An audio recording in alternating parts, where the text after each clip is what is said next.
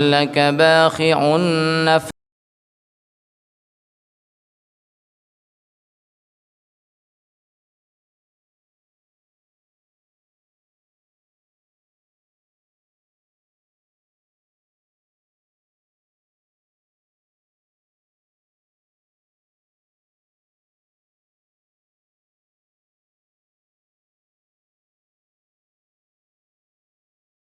أم حسبت أن أصحاب الكهف والرقيم كانوا من آياتنا عجبا إذ أوى الفتية إلى الكهف فقالوا ربنا آتنا من لدنك رحمة وهيئ لنا من أمرنا رشدا اللهم ربنا آتنا وهيئ لنا من أمرنا رشدا اللهم ربنا آتنا من لدنك رحمة وهيئ لنا من أمرنا رشدا اللهم ربنا آتنا من لدنك رحمة وهيئ لنا من أمرنا رشدا اللهم ربنا آتنا من لدنك رحمة وهيئ لنا من أمرنا رشدا في كل لحظة أبدا عدد خلقك ورضا نفسك وزنة عرشك ومداد كلماتك فضربنا على آذانهم في الكهف سنين عددا ثم بعثناهم لنعلم أي الحزبين أحصى لما لبثوا أمدا نحن نقص عليك نبأهم بالحق إنهم فتية آمنوا بربهم وزدناهم هدى وربطنا على قلوبهم إذ قاموا فقالوا ربنا رب السماوات والأرض لن ندعو من دونه إلها لقد قلنا إذا شططا هؤلاء قومنا اتخذوا من دونه آلهة لولا يأتون عليهم بسلطان بين فمن أظلم ممن افترى على الله كذبا وإذ اعتزلتموهم وما يعبدون إلا الله فأووا إلى الكهف ينشر لكم ربكم من رحمته ويهيئ لكم من أمركم مرفقا اللهم ربنا انشر لنا من رحمتك وهيئ لنا من أمرنا مرفقا اللهم ربنا انشر لنا من رحمتك وهيئ لنا من أمرنا مرفقا اللهم ربنا انشر لنا من رحمتك وهيئ لنا من أمرنا مرفقا في كل لحظة أبدا عدد خلقك ورضا نفسك وزنة عرشك ومداد كلماتك وترى الشمس إذا طلعت تزاور عن كهفهم ذات اليمين وإذا غربت تقرضهم ذات الشمال وهم في فجوة منه ذلك من آيات الله من يهد الله فهو المهتد ومن يضلل فلن تجد له وليا مرشدا وتحسبهم أيقاظا وهم رقود ونقلبهم ذات اليمين وذات الشمال وكلبهم باسط ذراعيه بالوصيد لو اطلعت عليهم لوليت منهم فرارا ولملئت منهم رعبا وكذلك بعثناهم ليتساءلوا بينهم قال قائل منهم كم لبثتم قالوا لبثنا يوما أو بعض يوم قالوا ربكم أعلم بما لبثتم فابعثوا أحدكم بورقكم هذه إلى المدينة فلينظر أيها أزكى طعاما فليأتكم برزق منه وليتلطف ولا يشعرن بكم أحدا إنهم إن يظهروا عليكم يرجموكم أو يعيدوكم في ملتهم ولن تفلحوا إذا أبدا وكذلك أعثرنا عليهم ليعلموا أن وعد الله حق وأن الساعة لا ريب فيها إذ يتنازعون بينهم أمرهم فقالوا بنوا عليهم بنيانا ربهم أعلم بهم قال الذين غلبوا على أمرهم لنتخذن عليهم مسجدا سيقولون ثلاثة رابعهم كلبهم ويقولون خمسة سادسهم كلبهم رجما بالغيب ويقولون سبعة وثامنهم كلبهم قل ربي أعلم بعدتهم ما يعلمهم إلا قليل فلا تمار فيهم إلا مراء ظاهرا ولا تستفت فيهم منهم أحدا ولا تقولن لشيء إني فاعل ذلك غدا إلا أن يشاء الله واذكر ربك إذا نسيت وقل عسى أن يهديني ربي لأقرب من هذا رشدا عسى أن يهديني ربي لأقرب من هذا رشدا ولبثوا في كهفهم 300 سنين وازدادوا 9 قل الله أعلم بما لبثوا له غيب السماوات والأرض أبصر به وأسمع ما لهم من دونه من ولي ولا يشرك في حكمه أحدا واتل ما أوحي إليك من كتاب ربك لا مبدل لكلماته ولن تجد من دونه ملتحدا واصبر نفسك مع الذين يدعون ربهم بالغداة والعشي يريدون وجهه ولا تعد عيناك عنهم تريد زينة الحياة الدنيا ولا تطع من أغفلنا قلبه عن ذكرنا واتبع هواه وكان أمره فرطا وقل الحق من ربكم فمن شاء فليؤمن ومن شاء فليكفر إنا أعتدنا للظالمين نارا أحاط بهم سرادقها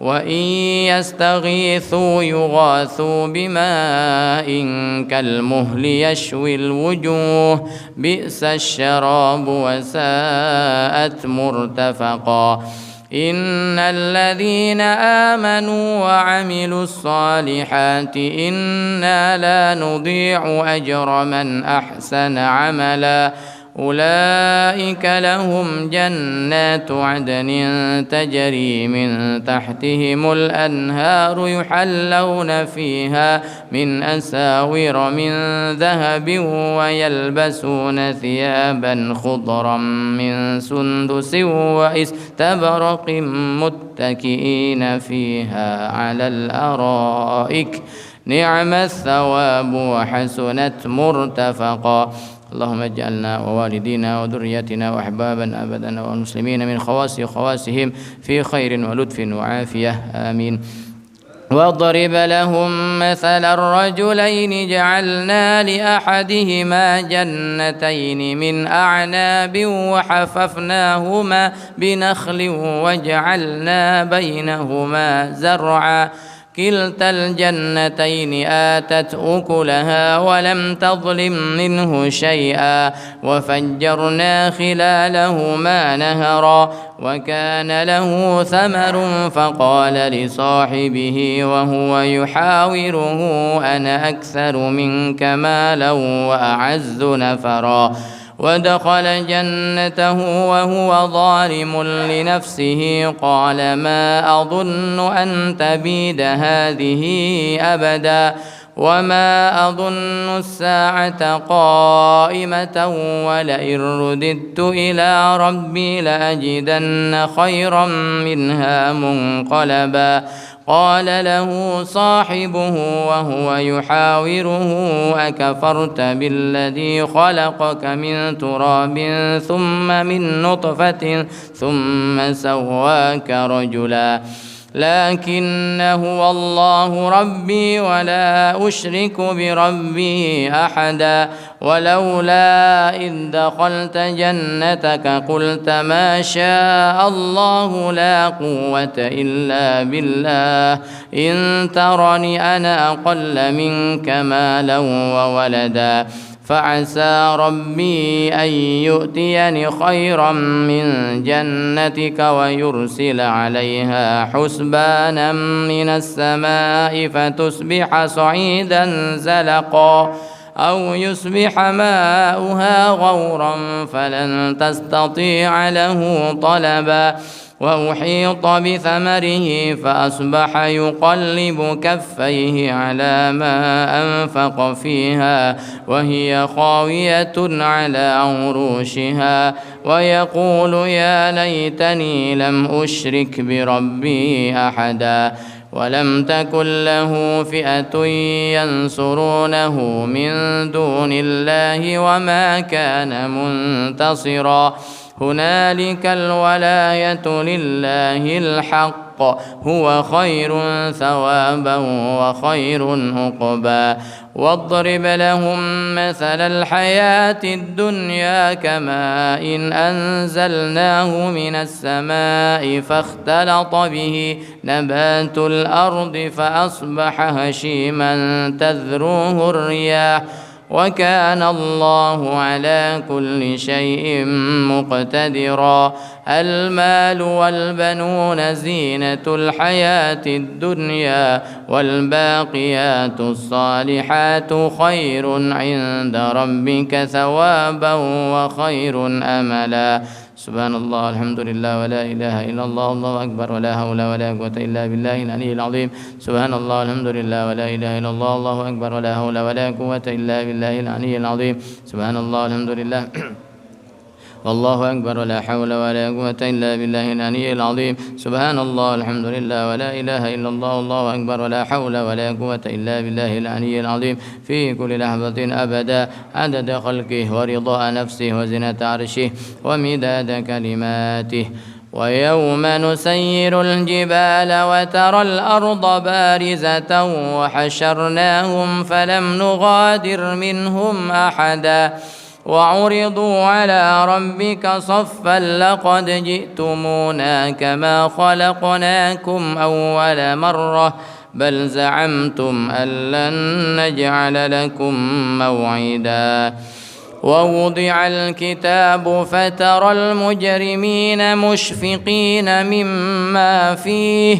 ويقولون يا ويلتنا ما لهذا الكتاب لا يغادر صغيرة ولا كبيرة إلا أحصاها ووجدوا ما عملوا حاضرا ولا يظلم ربك أحدا وإذ قلنا للملائكة اسجدوا لآدم فسجدوا إلا إبليس كان من الجن ففسق عن أمر ربه أفتتخذونه وذريته أولياء من دوني وهم لكم عدو بئس للظالمين بدلا ما أشهدتهم خلق السماوات والأرض ولا خلق أنفسهم وما كنت متخذ المضلين عضدا ويوم يقول نادوا شركائي الذين زعمتم فدعوهم فلم يستجيبوا لهم وجعلنا بينهم موبقا ورأى المجرمون النار فظنوا أنهم مواقعوها ولم يجدوا عنها مصرفا ولقد صرفنا في هذا القرآن للناس من كل مثل وكان الإنسان أكثر شيء جدلا وما منع الناس أن يؤمنوا إذ جاءهم الهدى ويستغفروا ربهم إلا أن تأتيهم سنة الأولين أو يأتيهم العذاب قبلا وما نرسل المرسلين إلا مبشرين ومنذرين ويجادل الذين كفروا بالباطل ليدحضوا به الحق واتخذوا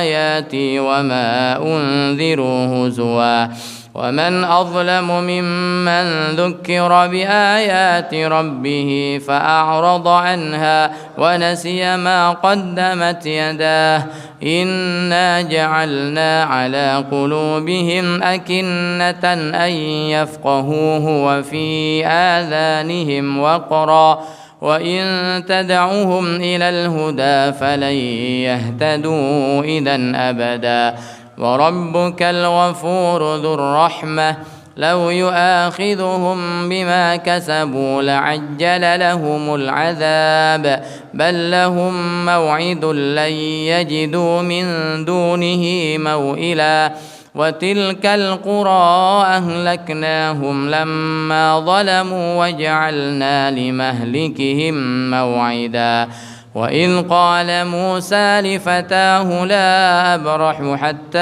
أبلغ مجمع البحرين أو أمضي حقبا فلما بلغا مجمع بينهما نسيا حوتهما فاتخذ سبيله في البحر سربا فلما جاوزا قال لفتاه آتنا غداءنا لقد لقينا من سفرنا هذا نصبا قال أرأيت إذ أوينا إلى الصخرة فإني نسيت الحوت وما أنسانيه إلا الشيطان أن أذكره واتخذ سبيله في البحر عجبا قال ذلك ما كنا نبغي فارتدا على آثارهما قصصا فوجدا عبدا من عبادنا آتيناه رحمة من عندنا وعلمناه من لدنا علما اللهم آتنا رحمة من عندك وعلمنا من لدنك علما اللهم آتنا رحمة من عندك وعلمنا من لدنك علما اللهم آتنا رحمة من عندك وعلمنا من لدنك علما اللهم إنا نسألك العلم اللدني والمشرب الصافي الهني يا وهاب يا غني اللهم إنا نسألك العلم اللدني والمشرب الصافي الهني يا وهاب يا غني اللهم إنا نسألك العلم اللدني والمشرب الصافي الهني يا وهاب يا غني في كل لحظة أبدا عدد خلقك ورضا نفسك وزنة عرشك ومداد كلماتك قال له موسى هل أتبعك على أن تعلمني مما علمت رشدا قال إنك لن تستطيع معي صبرا وكيف تصبر على ما لم تحط به خبرا قال ستجدني إن شاء الله صابرا ولا أعصي لك أمرا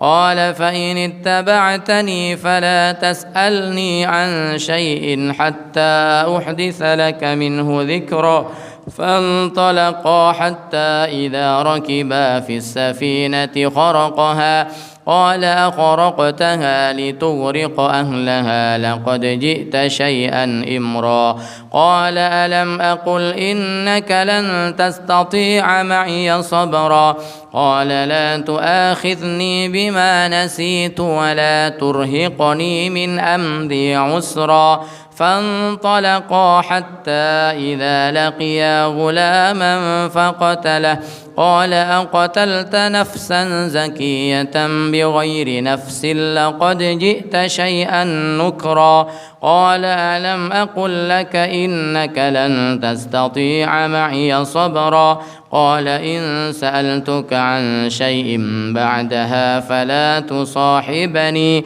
قد بلغت من لدني عذرا فانطلقا حتى إذا أتيا أهل قرية استطعما أهلها فأبوا أن يضيفوهما فوجدا فيها جدارا يريد أن ينقض فأقامه قال لو شئت لاتخذت عليه أجرا قال هذا فراق بيني وبينك سأنبئك بتأويل ما لم تستطع عليه صبرا أما السفينة فكانت لمساكين يعملون في البحر فأردت أن أعيبها وكان وراءهم ملك يأخذ كل سفينة غصبا وأما الغلام فكان أبواه مؤمنين فخشينا أن يرهقهما طغيانا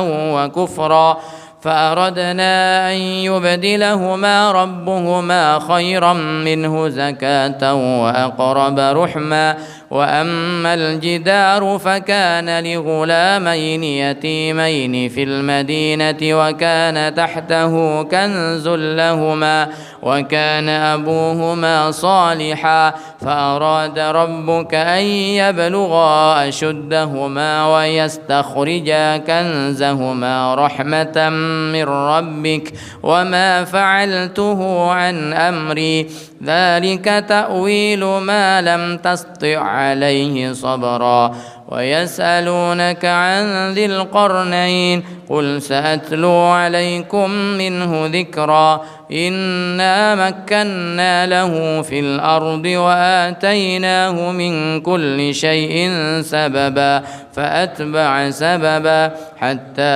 إذا بلغ مغرب الشمس وجدها تغرب في عين حمئة ووجد عندها قوما قلنا يا ذا القرنين إما أن تعذب وإما أن تتخذ فيهم حسنا قال أما من ظلم فسوف نعذبه ثم يرد إلى ربه فيعذبه عذابا نكرا وأما من آمن وعمل صالحا فله جزاء الحسنى وسنقول له من أمرنا يسرا ثم أتبع سببا حتى إذا بلغ مطلع الشمس وجدها تطلع على قوم لم نجعل لهم من دونها سترا كذلك وقد أحطنا بما لديه خبرا ثم أتبع سببا حتى إذا بلغ بين السدين وجد من دونهما قوما لا يكادون يفقهون قولا قالوا يا ذا القرنين إن يأجوج ومأجوج مفسدون في الأرض فهل نجعل لك خرجا على أن تجعل بيننا وبينهم سدا قال ما مكني فيه ربي خير فأعينوني بقوة أجعل بينكم وبينهم ردما آتوني زبر الحديد حتى إذا ساوى بين الصدفين قال انفخوا حتى إذا جعله نارا قال آتوني أفرغ عليه قطرا فما استطاعوا أن يظهروه وما استطاعوا له نقبا قال هذا رحمة من ربي فإذا جاء وعد ربي جعله دكا وكان وعد ربي حقا وتركنا بعضهم يومئذ يموج في بعض ونفخ في الصور فجمعناهم جمعا وعرضنا جهنم يومئذ للكافرين عرضا الذين كانت أعينهم في غطاء عن ذكري وكانوا لا يستطيعون سمعا أفحسب الذين كفروا أن يتخذوا عبادي من دوني أولياء إنا أعتدنا جهنم للكافرين نزلا قل هل ننبئكم بالأخسرين أعمالا الذين ضل سعيهم في الحياة الدنيا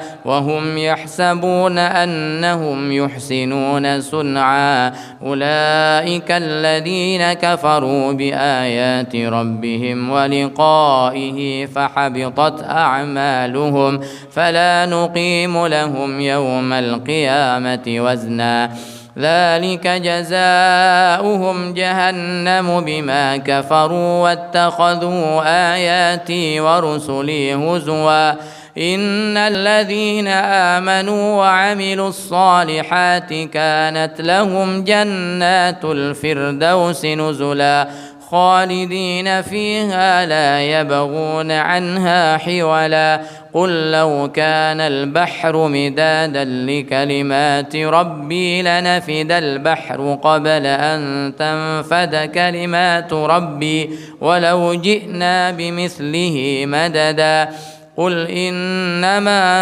أنا بشر مثلكم يوحى إلي أنما إلهكم إله واحد فمن كان يرجو لقاء ربه فليعمل عملا صالحا ولا يشرك بعبادة ربه أحدا اللهم إنا نعوذ بك أن نشرك بك شيئا نعلمه ونستغفرك لما لا نعلمه صدق الله العظيم الفاتحة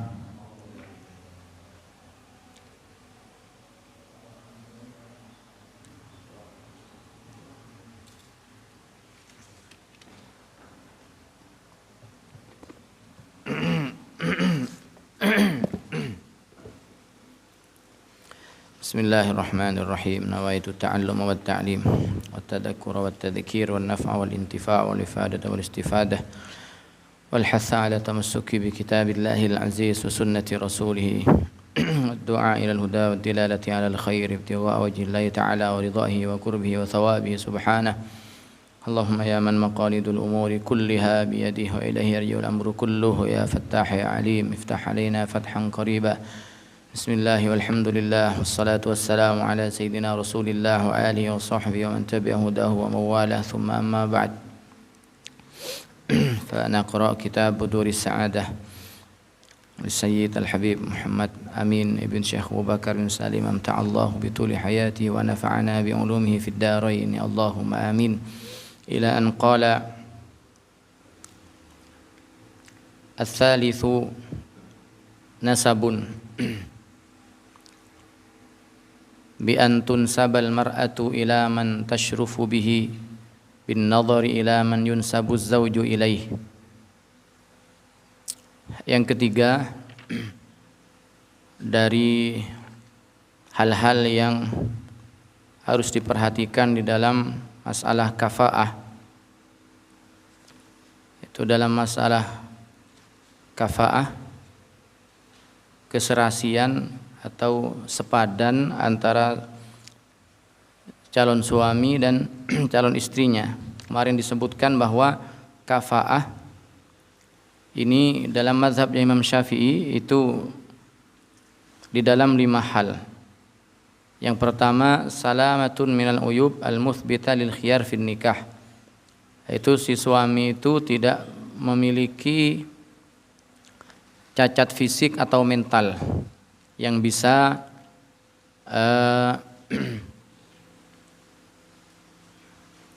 yang mana cacat fisik atau mental itu menyebabkan dia tidak sepadan menikahi perempuan yang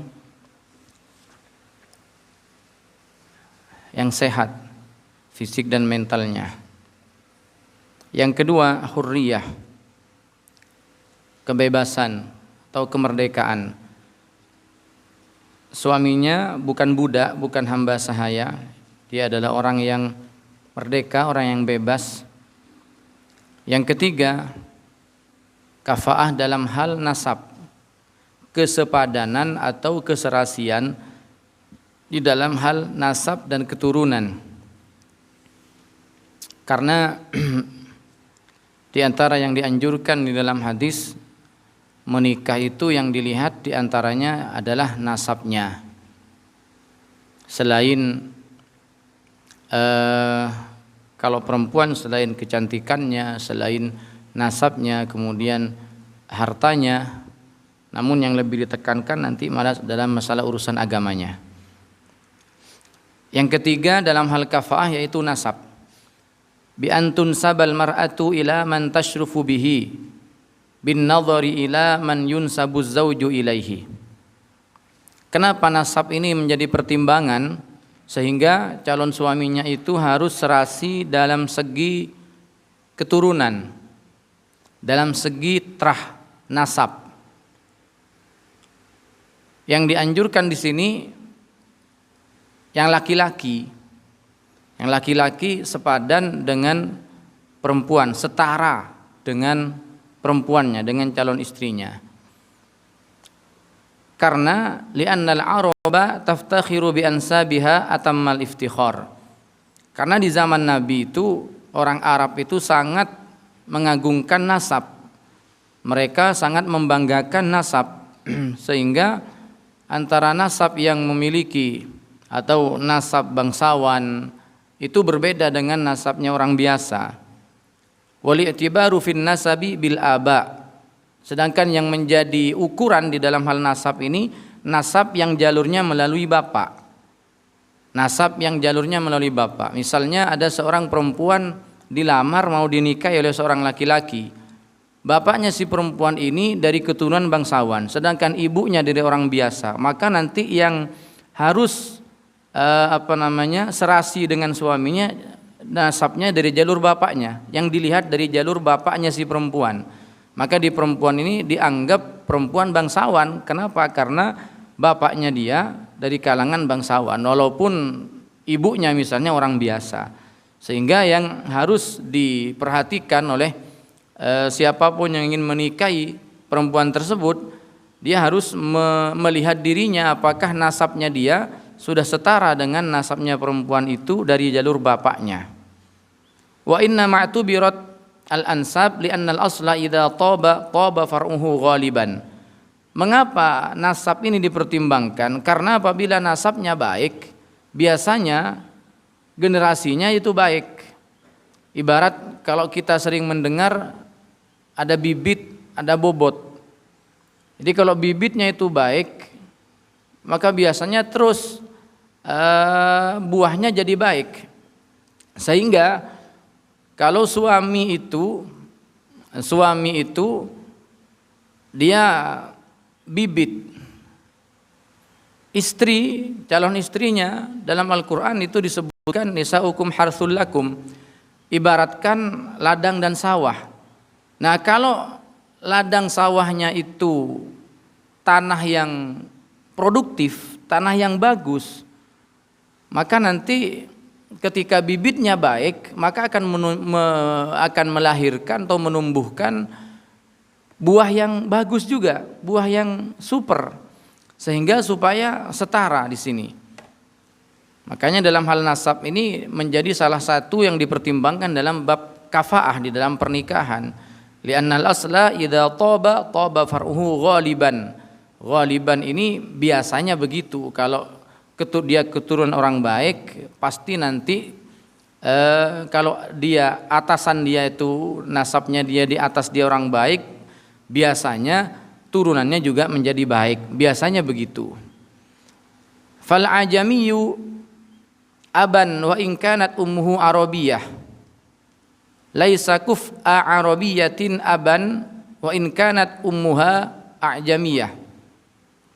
Di sini dikatakan laki-laki yang memiliki bapak bukan orang Arab, non-Arab, meskipun ibunya orang Arab, karena tadi disebutkan dalam hal nasab itu yang dipandang dari jalur bapaknya. Ada seorang yang memiliki bapak non-Arab, kemudian ibunya orang Arab, maka dia dianggap, anaknya itu dianggap bukan orang Arab. Maka yang demikian anaknya ini laisa kuf'a arabiyatin aban, dia tidak sepadan dengan perempuan dari kalangan Arab bapaknya. Wa in kanat ummuhu a'jamiyah. Jadi begini, ada laki-laki mau menikah dengan seorang perempuan. Si laki-laki ini punya bapak orang biasa, walaupun ibunya dia dari keturunan Arab. Tapi bapaknya laki-laki ini orang biasa, bukan non-Arab, bukan orang Arab. Ibunya orang Arab, maka dianggap laki-laki ini bukan Arab karena bapaknya bukan Arab, walaupun ibunya Arab. Ingin menikah dengan seorang perempuan yang mana perempuan ini bapaknya Arab, ibunya non-Arab, maka si perempuannya dianggap ikut ke Arabnya. Maka dalam hal ini si laki-laki ini dianggap tidak sepadan dengan calon istrinya, dengan perempuannya. Li'anna Allah astafal Arab ala ghairihim. Karena yang dijadikan landasan itu memang ada hadis yang di mana Allah memilih Allah memilih orang bangsa Arab dibandingkan yang lain. Nanti disebutkan hadisnya. Laisa ghairu Quraisyin minal Arab mukafian Quraisyatan. Orang Arab sendiri berbeda-beda, kastanya berbeda-beda, sukunya berbeda-beda. Yang paling tinggi itu di kalangan orang Arab sukunya suku Quraisy. Sehingga dikatakan kalau ada laki-laki non Quraisy walaupun dia Arab tapi non Quraisy dianggap enggak kufu, dianggap tidak sepadan dengan perempuan yang Quraisy. Tapi sekarang ini sudah agak susah membedakan itu. Kalau dulu memang terlihat betul sukunya itu kabilah mana dari dari suku apa itu terlihat betul. Kalau sekarang agak susah. Kalau sekarang bagaimana menentukan antara Arab non Arab yang sekarang masih orang Arab sendiri pun kadang tidak 100% dia murni keturunan Arab dan seterusnya. Kalau dulu di zaman Nabi memang masih sangat dijaga dalam urusan nasab itu, bahkan setiap orang itu mengetahui jalur nasabnya masing-masing. Li khabari qaddimu Quraisyan, karena satu hadis yang menyebutkan qaddimu Quraisyan wala tataqaddamuha, dahulukan orang Quraisy dan jangan mendahului orang Quraisy. Rawahul Imam Syafi'i balaghan, artinya Imam Syafi'i meriwayatkan hadis ini dengan mengatakan balaghani, telah sampai kepadaku riwayat atau hadis yang menyebutkan qaddimu Quraisyan, dahulukan orang Quraisy, wala tataqaddamuha, dan jangan mendahului orang Quraisy. Berikutnya orang Quraisy pun berbeda-beda lagi. Enggak semua orang Quraisy bisa menikah dengan sama orang Quraisynya. Siapa yang lebih tinggi marganya atau keturunan nasabnya orang Quraisy? Yaitu Hashimi dan Mutallibi. Ini nasabnya Kanjeng Nabi. Laisa ghairu Hashimiyyin wa Mutallibiyyin kuf'an lahuma kabani Abdi Syamsin wa Naufalin wa in kana akhwaini li Hashim. Nah, orang Quraisy sekalipun itu tidak kufu, enggak sepadan dengan Quraisy tetapi dari Hashimi atau Mutallibi. Sama-sama Quraisy tapi yang satunya Hashimi, keturunan Said Hashim, yang keturunan Said Muttalib itu tidak sama dengan keturunan Abdu Syams walaupun sama-sama Quraisy, enggak sama dengan keturunan Naufal walaupun sama-sama dari Quraisy. Li khabari Muslim, karena ada hadisnya Imam Muslim, Nabi mengatakan innallaha astafa minal Arab Kinanah. Kata Nabi, sungguhnya Allah memilih dari kalangan orang Arab itu Kinanah. Wastafa min Kinanah Quraisyan, dan Allah memilih dari Kinanah itu, keturunan Kinanah itu ya Quraisy. Wastafa min Quraisyin Bani Hashim, dan Allah memilih dari Quraisy itu Bani Hashim. Wa sahha khabaru, dan telah sahih sebuah hadis dari Rasulullah, nahnu wa banul Muttalib syai'un wahid. Kata Nabi, kami dan keturunan Al-Muttalib syai'un wahid, itu satu, setara. Fahuma mutakafiani. Kalau Bani Hashim dan Bani Muttalib, itu mutakafian, dia dianggap setara sudah. Naam, auladus sayyidati Fatimah radhiyallahu anha minhum la yukafiuhum wairuhum min baqiyati Bani Hashim. Memang ada pembahasan lagi di antara ulama. Walaupun Bani Muttalib, Bani Hashim, kalau itu dibandingkan dengan putra-putrinya atau dibandingkan dengan keturunan Sayyidah Fatimah, tidak bisa juga, tidak sepadan juga.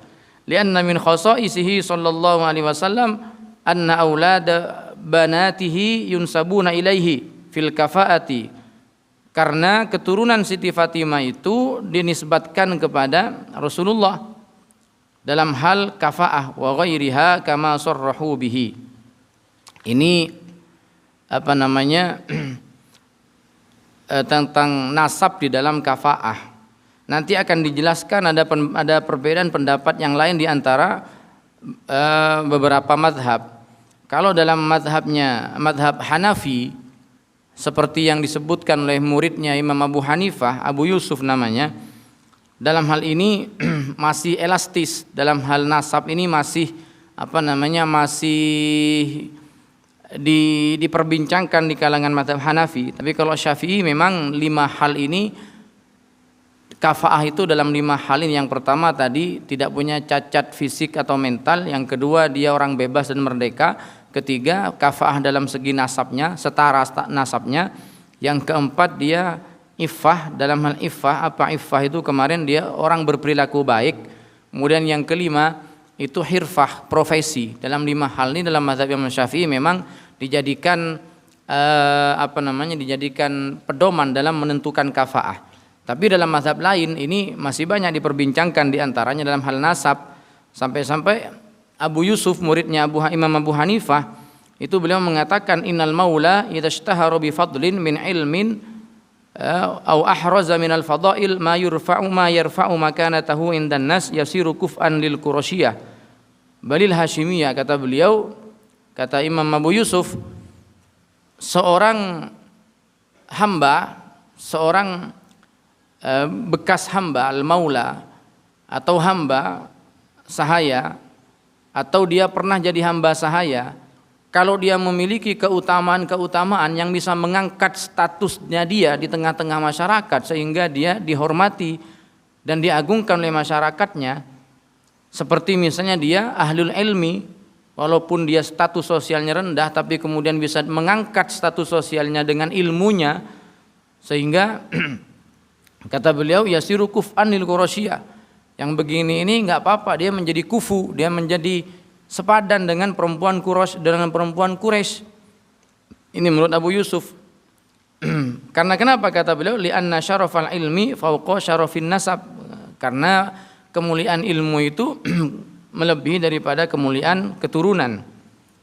Beda lagi dalam mazhabnya Imam Malik. Kalau dalam mazhabnya Imam Malik, kafaah itu, kesetaraan, kesepadanan itu hanya di dalam beberapa hal, hanya di dalam 2 hal atau 3.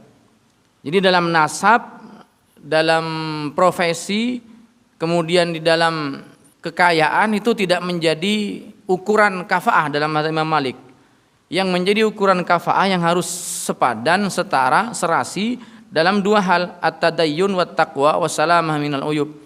Itu dalam hal seberapa dia memegang agamanya, seberapa soleh, seberapa solehah, seberapa bertakwa, dan hanya dalam cacat fisik dan mental. Dalam urusan 2 ini yang menjadi ukuran kafaah dalam mazhab Imam Malik. Jadi misalnya kalau ada orang laki-laki, dia sudah orang soleh, dia orangnya bertakwa kepada Allah, walaupun dia dari keturunan orang biasa, dia boleh menikahi perempuan walaupun si perempuan ini dari keturunan bangsawan misalnya, dari keturunan orang terhormat.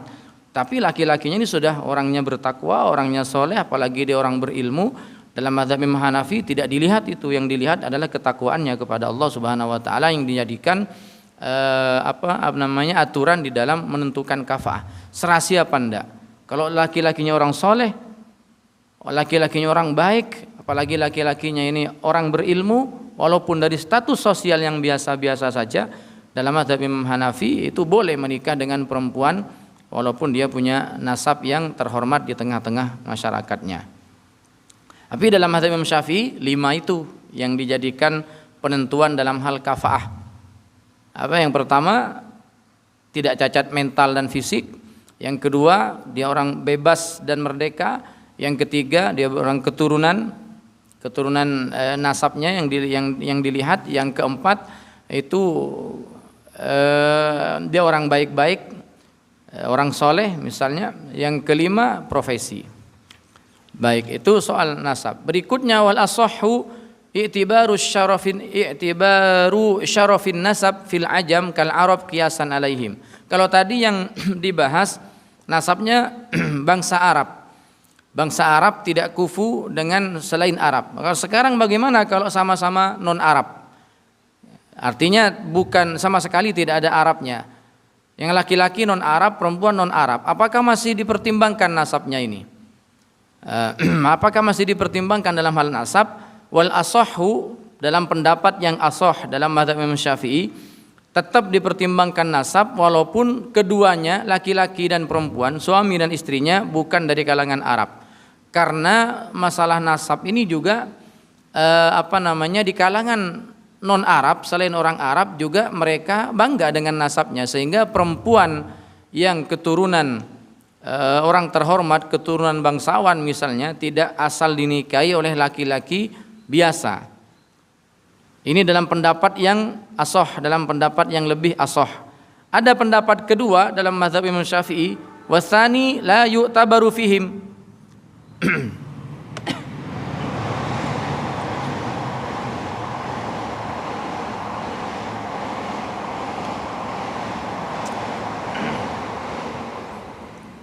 Yang kedua pendapat dalam mazhab Imam Syafi'i, kalau non Arab, laki-lakinya non Arab, perempuannya non Arab, maka dia dikatakan kufu sudah. Nggak apa-apa meskipun status sosialnya berbeda, sama-sama non Arab. Ini dalam pendapat yang kedua, tapi pendapat yang pertama itu lebih kuat. Li'annahum la ya'tanuna bihifdzil ansab, karena alasan pendapat kedua ini, selain orang Arab itu tidak begitu memperhatikan nasab. Wala yudawwinunaha, dan bahkan tidak mencatat nasabnya. Ya bisa dibuktikan kita ini panjenengan kalau disuruh nyebutin nasabnya panjenengan 5 aja ke atas, masih ingat enggak? 5 aja ke atas. Kalau orang Arab itu ya tercatat rapi, bahkan sampai karena dulu sampai orang-orang Arab itu setiap anak itu diajari tentang nasabnya sampai buyutnya kesekian, sampai kalau kita habis yang ketiga sudah habis itu siapa nama. Makanya katanya dalam pendapat kedua ini boleh udah menikah kalau sama-sama non Arabnya, udah nggak usah pandang-pandang ini keturunan siapa sama-sama nggak tahu nasabnya kok. Sama-sama nggak tahu nasabnya. Kalau dalam urusan nasab, kecuali nanti dalam urusan yang lain seperti dalam urusan profesi, seperti dalam urusan itu beda lagi. Wa qala al-Imam al-Adra'i innahu as-shawab naqlan bi khilafil Arab. Wa qala al-Imam al-Adra'i innahu as-shawab naqlan wa ma'nan. Menurut Imam Adra'i yang kedua ini yang lebih dianggap benar dalam menentukan kafaah untuk nasab selain Arab. Yang ketiga iffah. Kafaah dalam hal iffah. Iffah ini perilaku. Wahia ad-din was-salah wal kaffu amma la yahil. Iffah ini perilaku, harus sepadan dalam urusan perilaku. Jangan laki-laki fasik menikahi perempuan soleha, dianggap tidak sepadan. Jadi layak kalau orang tua si perempuan itu menolak. Kalau ada orang laki-laki dia terkenal dengan kefasikannya, ahli maksiat, lalu melamar anak perempuan ini orangnya soleha, anak baik-baik, keturunan orang soleh, maka boleh, bapaknya boleh, walinya itu menolak karena tidak dianggap sepadan dalam hal perilaku. Falaisa fasiqun, laki-lakinya dianjurkan bukan orang fasik, bukan orang ahli maksiat. Falaisa fasiqun kuf'a afifatin liqiyamid dalil ala adamil musawah.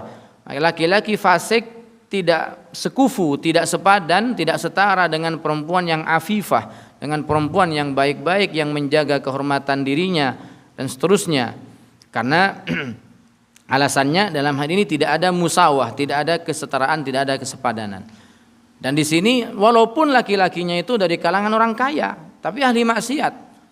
Terkadang orang tua zaman sekarang asal punya perempuan, punya anak gadis, padahal anak perempuannya itu baik-baik, anak perempuannya itu solehah, asal ada laki-laki datang bawa mobil misalnya, laki-laki terkenal dengan profesinya bagus tapi dia ahli maksiat, ya diterima aja kadang oleh bapaknya.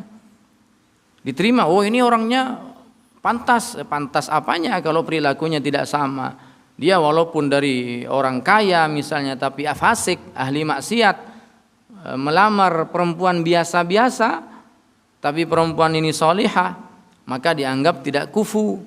Tapi kadang wali si perempuan itu memandangnya bukan dalam perilaku, kadang memandangnya dalam urusan harta dan seterusnya. Wa kadzalikal mubtadi'u ma'al afifah. Juga bukan hanya ahli maksiat, pelaku bid'ah juga tidak dianggap setara dengan perempuan yang bukan ahli bid'ah. Li'annaha tu'ayyaru bihi wa i'tibarul kafa'ati fid din muttafaqun alaih. Nah, kalau dalam kafa'ah fid din, dalam kafa'ah kalau tadi kan berbeda pendapat, ada mazhab ini mengatakan ini harus dipertimbangkan, nasab dipertimbangkan. Mazhab yang lain mengatakan oh enggak, kalau nasab enggak usah.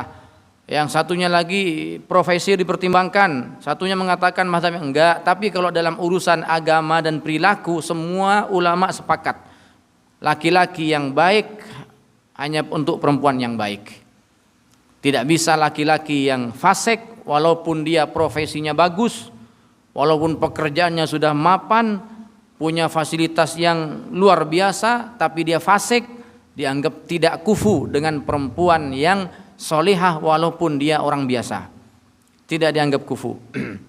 Karena Quran sudah jelas, al-khabithatu lil khabithin, perempuan yang buruk perilakunya hanya untuk laki-laki yang buruk juga perilakunya. Wat thayyibatu lit thayyibin, perempuan yang baik hanya untuk laki-laki yang baik.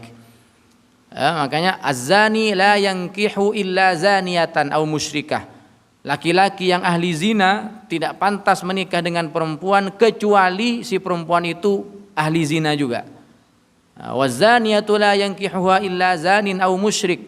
Perempuan pelaku zina tidak pantas menikah kecuali dengan laki-laki yang sama-sama ahli zina juga.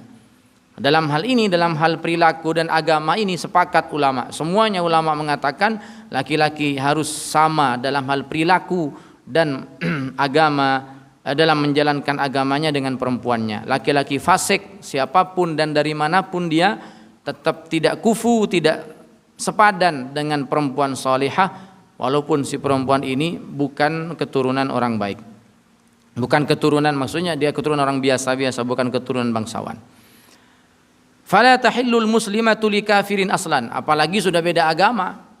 Perempuan muslimah menikah dengan laki-laki non muslim dah enggak kufu sama sekali, bahkan dikatakan tidak sah. Yang kelima, yang terakhir, hirfah, profesi. Apakah profesi dipertimbangkan di dalam kafaah? Ya, dalam madzhab Imam Syafi'i ya. Apa itu profesi? Wahiya sina'atun yurtazaqu minha, yaitu satu sina'ah itu perbuatan yang menghasilkan rizki, dia profesi. Summiyat bidzalik li'annahu yanharifu ilaiha fa sahibu hirfatin dani'atin laisa kuf'a arfa'a minhu wa yakhtalifu dzalika hasbal azman wal amakin wal a'raf wal buldan. Profesi ini dikatakan ini profesi yang baik di seorang laki-laki yang punya profesi profesi yang kurang pantas jika dibandingkan dengan profesi, bukan profesi istrinya yang dilihat, profesi dari bapaknya istrinya. Jadi kalau dalam hal profesi, dalam hal pekerjaan, karena perempuan itu kebanyakan nggak punya pekerjaan, apalagi perempuan masih gadis, masih mendapat nafkah dari bapaknya. Terus yang dibandingkan, kalau tadi kan yang dibandingkan perilakunya si laki-laki dengan perilaku si perempuan, laki-laki soleh dengan perempuan solehah. Jadi yang dibandingkan antara laki-lakinya dan perempuannya, nasab misalnya laki-lakinya dan perempuannya, semuanya dibandingkan. Nah, dalam hal profesi ini atau ya dalam hal profesi pekerjaan, bukan laki-lakinya dibandingkan dengan calon istrinya, bukan. Karena calon istrinya kebanyakan perempuan kalau belum nikah, kebanyakan belum punya profesi. Tapi dibandingkan dengan profesi bapaknya si perempuan. Kalau bapaknya si perempuan ini bupati, gubernur misalnya, walaupun anak perempuannya belum punya kerjaan, tapi bapaknya ya bupati, gubernur, bapaknya dia orang alim dan seterusnya, ulama dan seterusnya, Maka laki-laki yang tidak setara profesinya dengan bapaknya si gadis ini, itu tidak dianggap kufu. Jadi perbandingannya profesinya si laki-laki calon suami dengan calon mertuanya, bukan dengan calon istrinya kalau dalam profesi. Karena perempuan tidak menikah, tidak bekerja pada dasarnya. Maka kalau begitu ya nanti kacau kalau misalnya dibandingkan dengan calon istrinya. Calon istrinya nggak kerja, suaminya kerja tapi pekerjaannya serabutan misalnya. Kan calon istri saya nggak kerja, masih lebih baik saya dong. Saya kerja walaupun serabutan. Enggak, bukan dibandingkan dengan calon istrinya, tapi dibandingkan dengan calon mertuanya. Kalau calon mertuanya pekerjaannya, profesinya lebih mulia dengan calon suaminya, maka artinya dianggap tidak kufu itu andaikan ditolak oleh walinya boleh. Andaikan ditolak bukan berarti kemudian nanti tidak sah dan seterusnya. Andaikan ditolak itu boleh. Dan itu berbeda, profesi itu mana yang lebih baik dan mana yang tidak baik antar satu zaman dengan zaman yang lain berbeda, tergantung zamannya, tergantung tempatnya, tergantung kebiasaannya. Ada orang sudah dianggap biasa, profesi ini dianggap lebih baik daripada profesi yang itu, misalnya itu terkadang sudah biasa. Kalau di satu tempat, misalnya kalau di sini kita dokter, profesi dokter itu profesi yang luar biasa. Orang kalau sudah jadi dokter dianggap penghasilannya, profesinya sudah sangat baik. Tapi di beberapa tempat dokter itu dianggap profesi yang biasa-biasa saja dibandingkan misalnya pengusaha misalnya. Jadi itu tergantung dari kebiasaan yang ada di daerah itu yang menjadi ukuran bagaimana urfnya, kebiasaannya. Kalau memang di daerah itu dianggap profesi ini sudah layak menikah dengan keluarga yang punya profesi tersebut, maka itu sudah diperbolehkan. Itu salah satu contoh saja bahwa ada satu profesi di satu daerah itu dianggap tinggi, dianggap mewah, sedangkan di tempat yang lain dianggap biasa-biasa saja dan seterusnya. Wa li anna al-hirfata ad-dani'ah fil khatib mimma tu'ayyaru bihi. Karena profesi yang tidak baik itu bisa membuat si perempuannya itu bisa menjadi malu dan mengurangi kewibawaan dan martabatnya. Wa dhabatuhal imam bima dallat mulabasatuha 'ala inhitatil muru'ati wa suqutin nafs. Intinya kalau sekiranya profesinya suaminya itu ketika menikah dengan calon istrinya itu akan mengurangi status atau martabat istrinya, maka itu dianggap profesinya tidak setara. Kalau profesinya suaminya ketika menikah dengan calon istrinya malah justru mengangkat martabat dan nama baik keluarga istrinya, baru itu dianggap setara. Itu diantara cara mengukur kafaah dalam hal profesi. Fakannasun wa hajjamun wa harisun wa ra'in laisa kuf'a binti khayyatin. Di sini diberi contoh secara spesifik.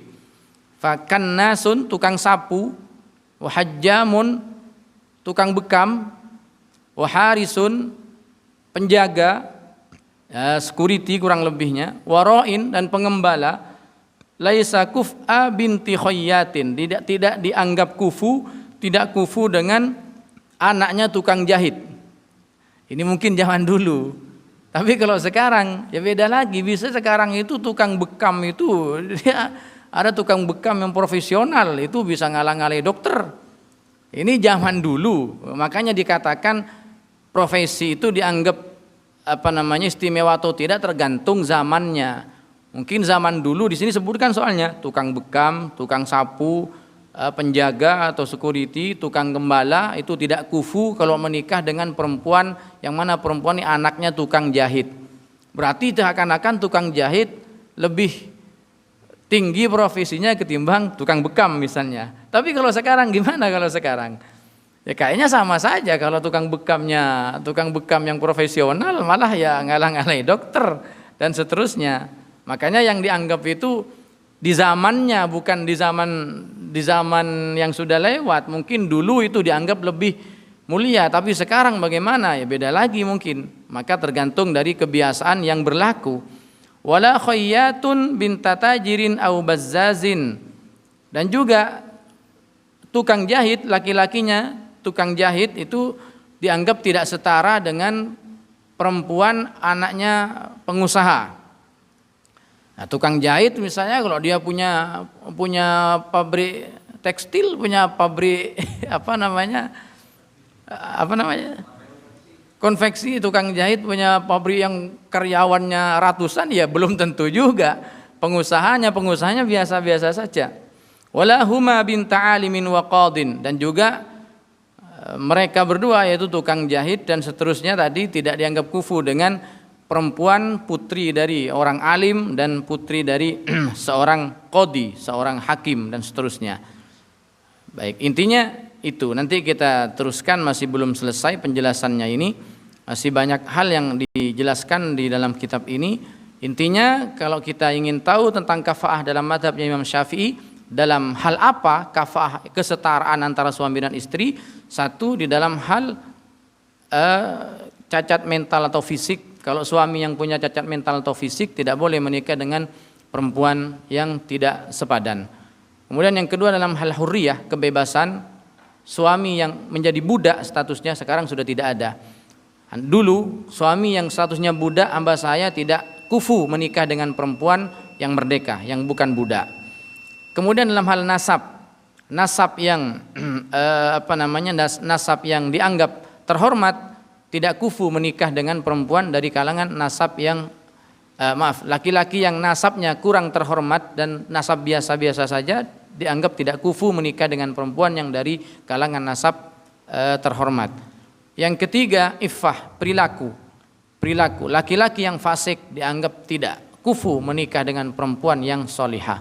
Yang keempat, dalam hal sina'ah, dalam hal hirfah, profesinya laki-laki yang dianggap biasa-biasa saja, tidak kufu menikah dengan perempuan yang mana orang tuanya perempuan ini profesinya lebih tinggi, lebih mulia dari profesinya calon suaminya. Nanti untuk uraian lebih lanjutnya masih banyak diuraikan tentang perbedaan-perbedaan pendapat dalam hal yang lain.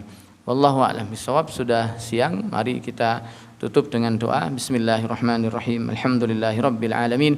Allahumma salli wa sallim wa barik ala sayyidina Muhammad wa alihi wa sahbihi ajma'in. Allahumma inna nastaudi'uka ma qara'nahu fi hadzal majlis wa ma qablahu wa ma ba'dahu fahfadhhu alaina hatta taruddahu ilaina waqta ihtiyajina ilaih. Ya arhamar rahimin, ya arhamar rahimin, ya arhamar rahimin. Allahumma allimna ma yanfa'una wanfa'na bima 'allamtana warzuqna fahman nabiyyin wa hifdzal mursalin wa ilhamal malaikatil muqarrabin.